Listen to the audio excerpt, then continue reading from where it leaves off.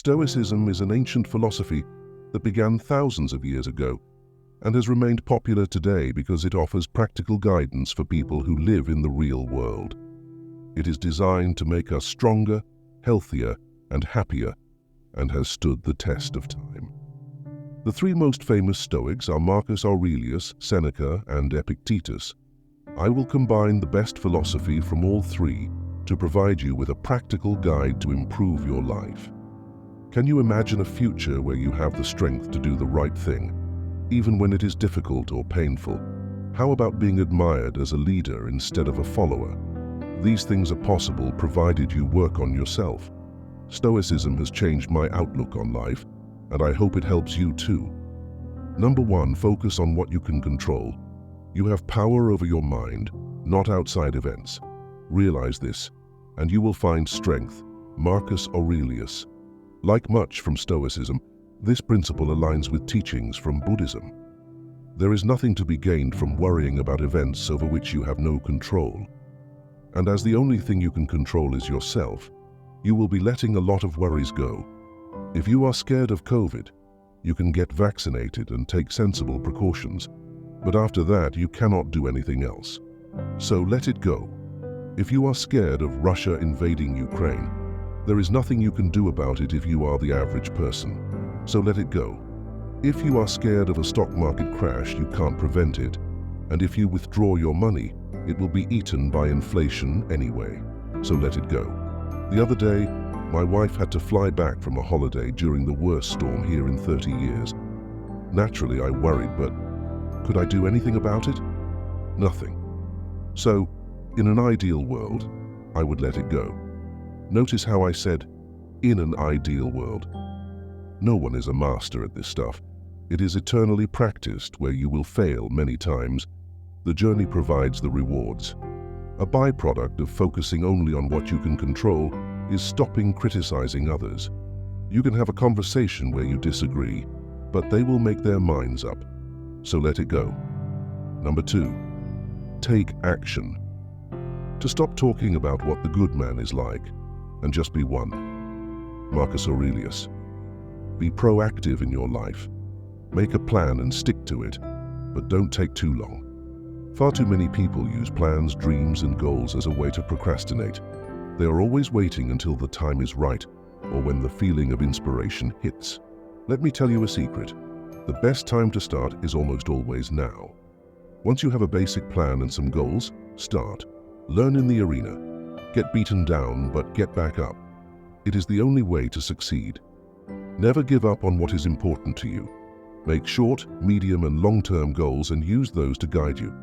Currently, my short-term goal is to continue building a writing portfolio. I write at least 5 days per week, which is my bare minimum.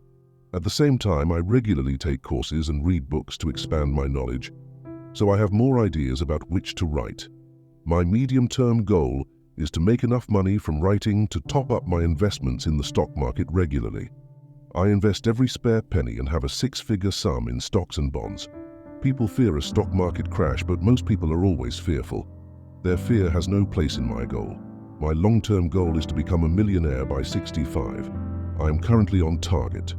Crucially, I am already taking action. I am not waiting until I finish my writing courses, and I am not waiting until I complete every possible book on a subject before I contribute. I am not waiting for perfect stock market conditions or for when I get a good feeling. Some of my writing sucks. Some of my investments have not paid off. I learned lessons from these failures that I would never have learned any other way. I am truly grateful. Number 3, be virtuous. No man is good by chance. Virtue is something which must be learned. Seneca. The 4 virtues of Stoicism are courage, temperance, justice, and wisdom. They are all entwined. Courage means facing difficult and painful things, leading to justice where you dare to do what is right regardless of the difficulty. You gain the strength necessary for courage through temperance, which is the self-imposed moderation of luxury. Finally, wisdom is gained from the truth and understanding, derived from continual learning. For me, my life has been all about courage, or rather the lack of it. I was bullied through my school years, but I had found courage through martial arts by the time I reached adulthood.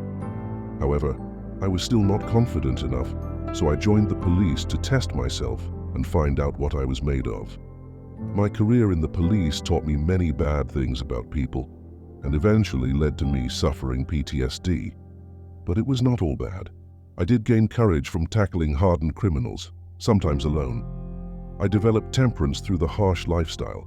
I was constantly changing shift patterns, working through the night, standing for 13 hours alone at a sickening crime scene, and never knowing what horrors were awaiting me every day.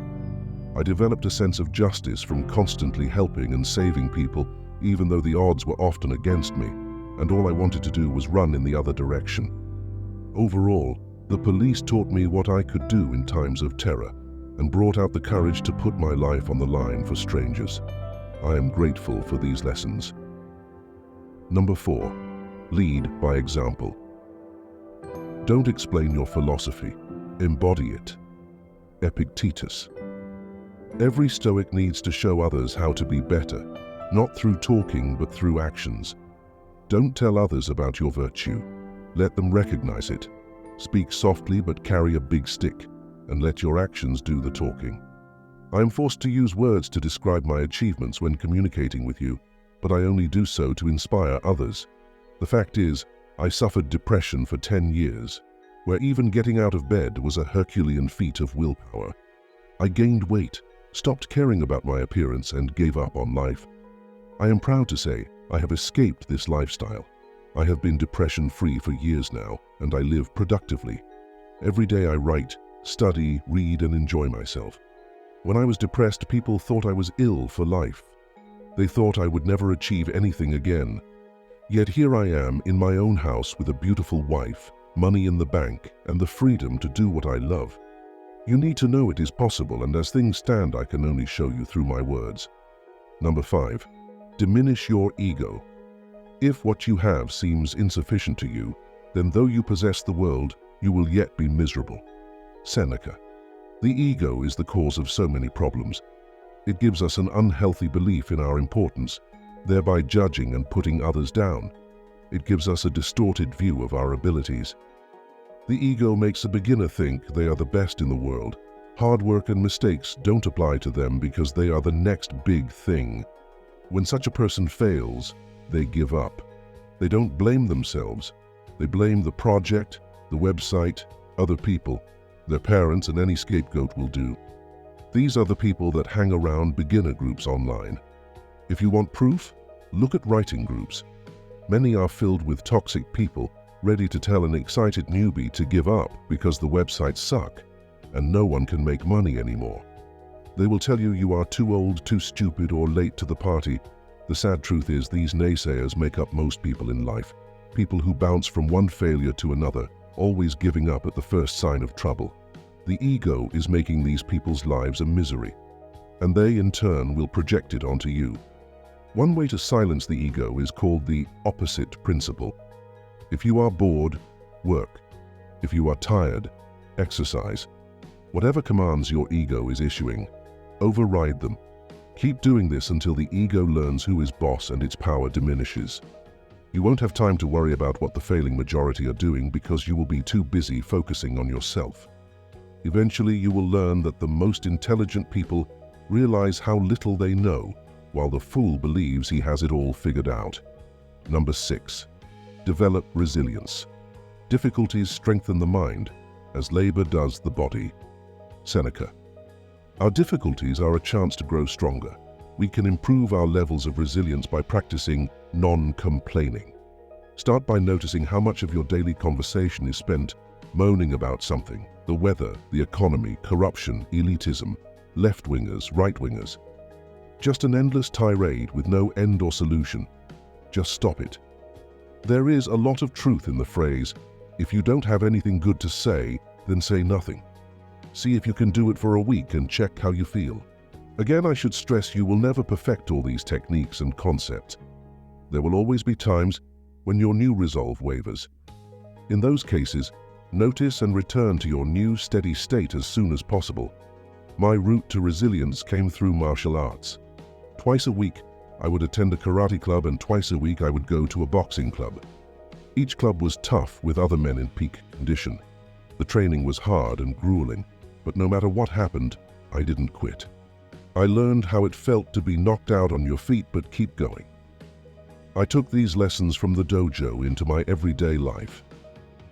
Most daily situations were a breeze compared to my training, and I am proud of my resilience to this day. Be the kind of person who gets knocked down 9 times but gets up 10. Number 7. Choose your response. It does not matter what you bear, but how you bear it. Seneca.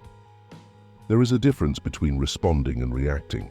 If you react, you do so emotionally. You are at the mercy of external forces and allow your emotions to bounce around depending on events that happen to you. If you respond, it means you have taken a step back and assessed the situation. From there, you have calmly selected the best action to take. By responding, you determine your fate. You get to decide how you feel regardless of what is happening in the outside world. How you respond is a focal point for the ever-popular cognitive behavioral therapy.